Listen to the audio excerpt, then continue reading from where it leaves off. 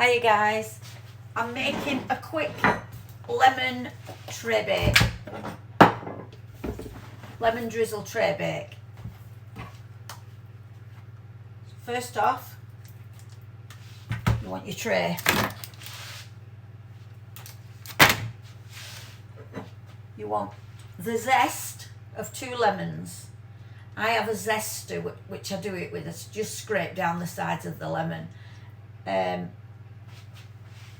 Zest of 2. You can actually use a potato peeler or whatever, or a what they call grater. A grater. I use my little zester. It's this thing here. You can get them anywhere. You just scrape it down the sides of your lemon. So you want the zest of 2 lemons. You want 80 grams, which is 3 ounces of butter, Perfect for Cakes, Stork, whatever. As you know, I use Perfect for Cakes by Aldi because I used to use Stork and it got very expensive. I started to use this from recommendations from other bakers and I absolutely love it. It's just as good, if not better, than Stork.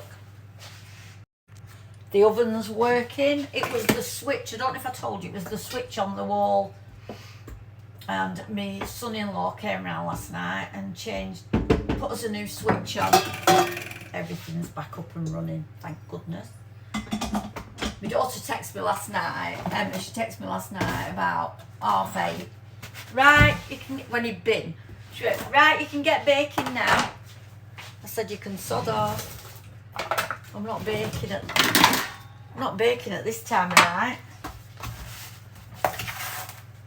So you want the butter, the Perfect for Cakes, and then you want 10 ounces,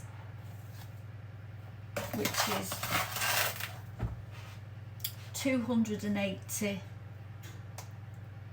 grams of caster sugar. If you've not got caster sugar in, don't worry, use granulated sugar. If you don't bake a lot and you've only got granulated sugar, use granulated sugar because it's fine. If you want it as fine as caster sugar, just shove it in your food processor.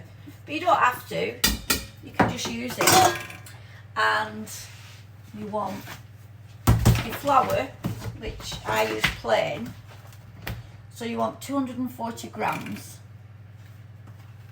of flour.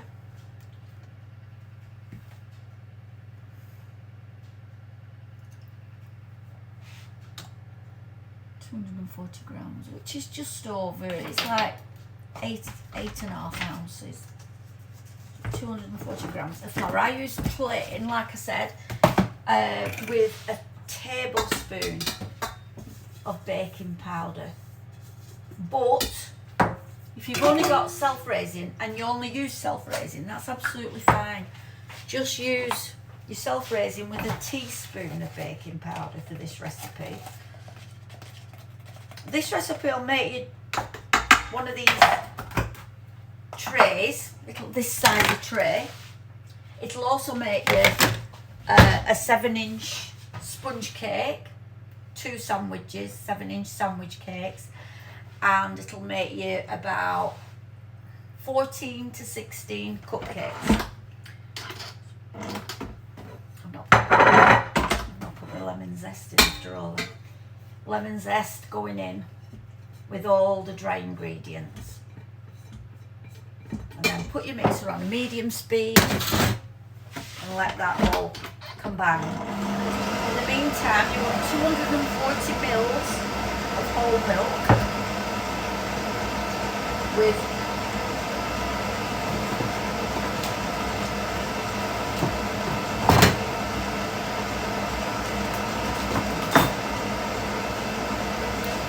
2 large eggs.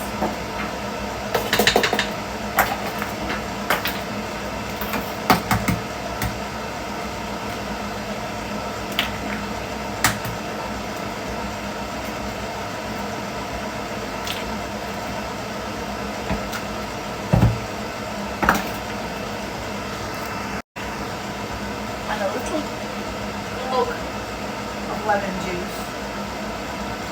Whisk that together.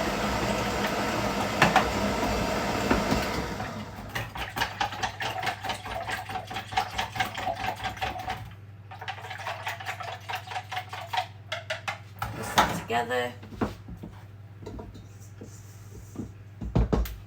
Put your mixer onto a very, very slow speed, the slowest speed on your mixer, and pour your wet ingredients into your dry ingredients.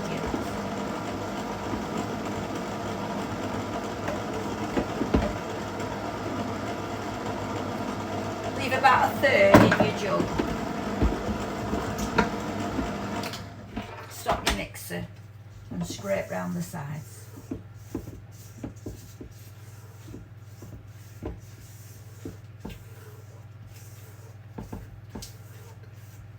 Once all your ingredients are all combined, pour the rest in of your egg mixture, eggs, milk, lemon juice. Put it back on a very slow speed. If you mix it too fast, you'll end up with your cake sinking in the oven. So just on a very slow speed until it's combined, and just till it's combined. Don't over mix it.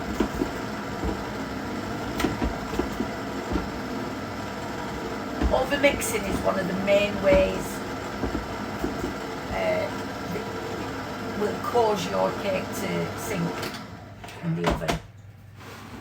As I've said before, it's a very liquidy recipe, this, so I tend to pour it in to my tray.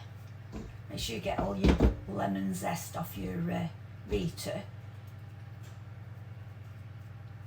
And then you want your oven on 150 degrees electric fan oven for about 35 to 40 minutes. You'll know when it's ready. If it's springy on top and golden, it's ready.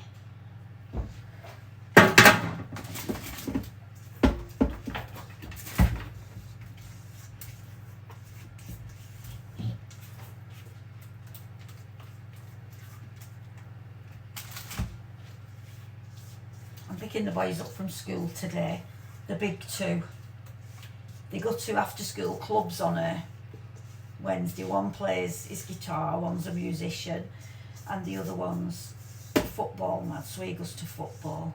So I'm picking them up, and I'm making their tea tonight because the mum's working. Right, I'm going to put that in now for 35 to 40 minutes. I'll show it you when it comes out. Now whilst that's in the oven, I make a syrup. So I'm using the juice of 1 lemon,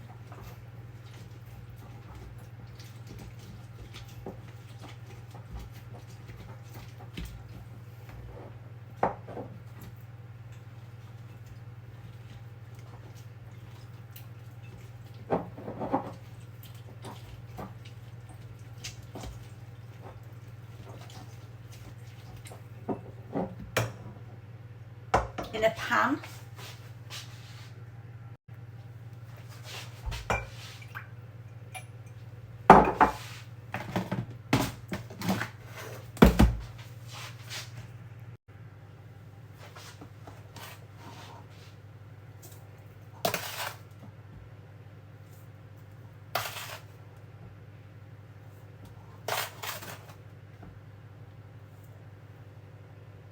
With 70 grams of sugar.